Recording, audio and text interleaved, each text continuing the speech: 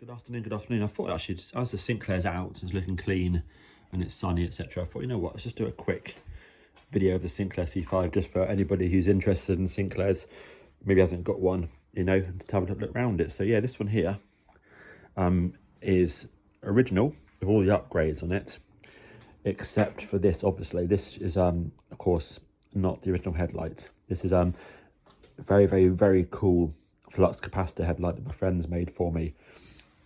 Really appreciated, you know. So it's got the headlight, standard headlight behind it, but these extra fancy bits in front. Otherwise, the rest of the Sinclair C5 is basically an original Sinclair.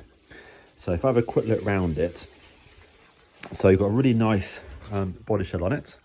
It's got a little bit of damage just on here, which you can see by the discoloration. That's because I used to have to bend the canopy down to fit it in the back of my old Volkswagen split screen camper van. So it's obviously caused a bit of damage, but this is the one I use all the time. So let's have a look inside there. So this one here is 1985, and then it's January, then it's at 159. So the 159th off the line in January 85. So it's quite an early one. It's been on television, and Tim Peake, the astronaut's driven it, and Top Gear guys have driven it, that kind of thing. So it's obviously got the optional indicators on it, the optional original mirrors. It's got disc brakes all round. So on the front, you can see it, behind this wheel cover, it's got the modification here for the caliper. So yes, disc brake on there. Disc brakes are so much superior than the old-fashioned brakes.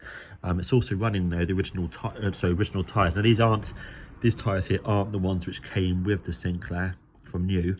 These ones here are actually I'd say about 10 years old roughly, when Adam Harper did another batch of them, roughly 10 years ago.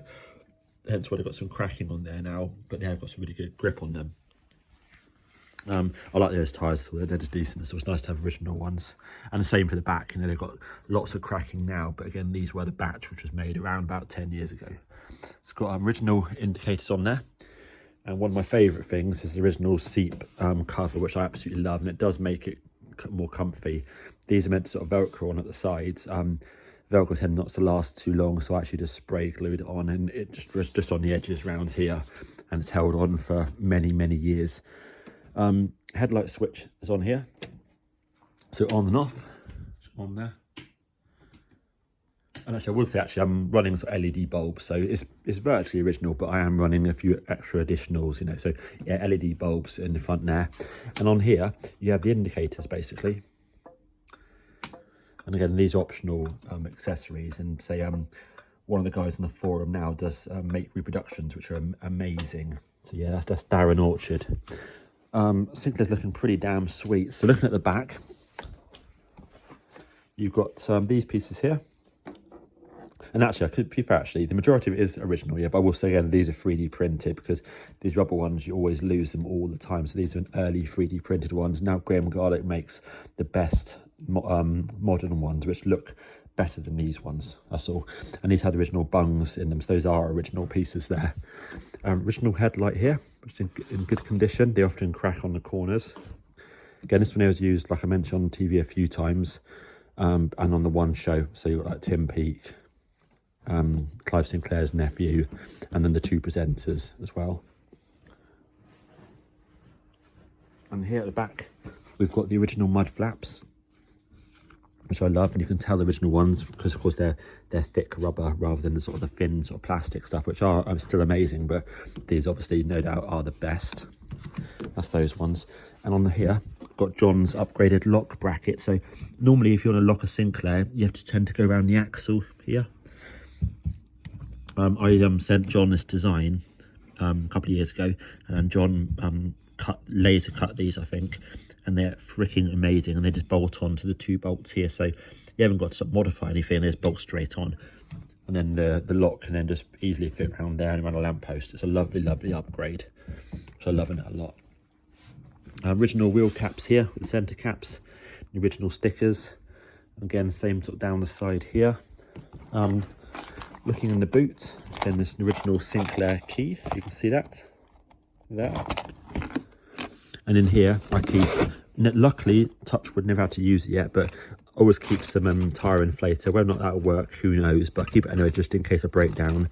And a couple of cable ties, and I keep a 10mm spanner and a long screwdriver so I can adjust the motor if I need to for the belt.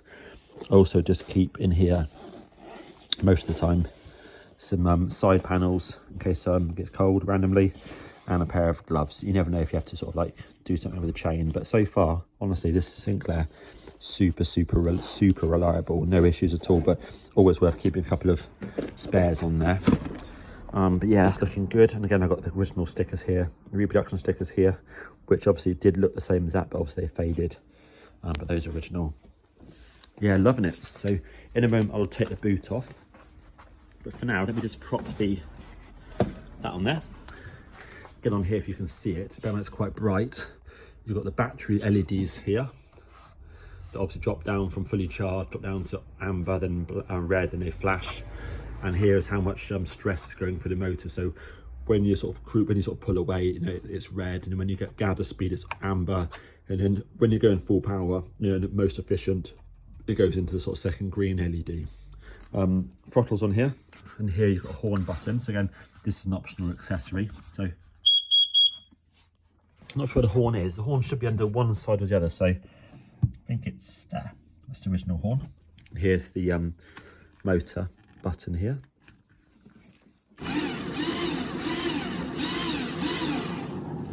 You see on there?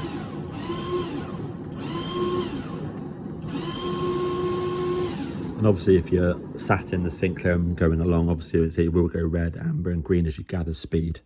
But yeah, fully refurbished all the motor, absolutely spot on. Anyway, let me just pause it there, and I'll take the boot off and show you quickly inside the boot. There we go. Yep, so the boot's held on by basically a pair of these clips. These are original clips, and you can get 3D printed ones as well. And they just clip just on the inside up here into this little groove. And yeah, and in here, like I say, you've got John's lock bracket, lovely upgrade. You've got John's rear disc brake kit as well on the back, which is absolutely top notch. So I've got basically the best braking, softest, easiest braking you can imagine on the Sinclair. Yeah, it's great. Also run these here. This is the tyre valve extensions, which are good. So it just means you can't then just whip them out, put my inflator on, pump it up, job done. Otherwise it is a bit more tricky, and you always risk bending the valve if you sort of shove the inflator on with a sort of standard valve. Get on here, you've got a flasher relay. This is all the upgraded wiring here for the horn and the indicators and bits and pieces. On a normal Sinclair, you just have wiring inside this tube, and pretty much just these two wires here for the lights. All this extra stuff here is all just the optional accessories. Motor there, which I rebuilt back in June. Absolutely spot on. You've got drive belts here, main drive gear. There's no clutch in these, so you have to, when you drive a Sinclair, you have to basically pedal to walking speed. Then you can apply the throttle as you pull away. If you just apply the throttle straight from stopping, you will cause the belt to slip off here, and either damage the belt or wear out the teeth, or cause the motor to fall off the motor rest, in which case you have to then use your spanner screwdriver to reset it all. So simply put, you know, it's you need to go to walking speed, then throttle. That's all. You also don't want to misconnect the battery.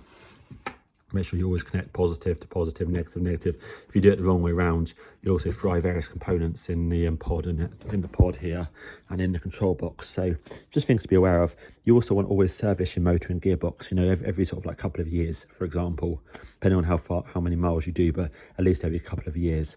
Not difficult. It takes like about 1 hour just to take it all off, remove the gearbox. If you want to do the whole thing and, you know, lubricate the bearings, of course you can as well. Most of the time you just need to grease the gearbox, but just do whatever you need to for that. But these items here again are all valuable, so you want to sort of keep them lubricated. So the Sinclair C5 works really well. This is the control box, holds the relay and lots of wiring in there, and all the original wiring in there as well. And again, lubricate the chain every so often as well.